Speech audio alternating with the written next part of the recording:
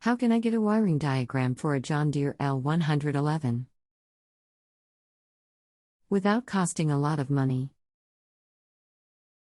Hi, I'm Wayne. I will help you with this. See if this helps you. http://www.meatiefire.com/view/rekiglumzuki/111 plus wiring 0001.pdf. This is an old diagram that uses points. Mine is a 2005 model L111 with a 20 horsepower Briggs motor and autotrans. The problem is someone ripped out the wiring. I need to repair this to factory. Model hash.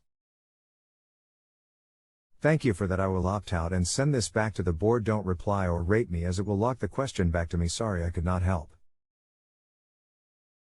Welcome to Just Answer Small Engines. Let me try to help you. I have the L110, which appears to be the same. It is schematic. 2 pages. This isn't perfect, but should get the job done. Thank you, Curtis.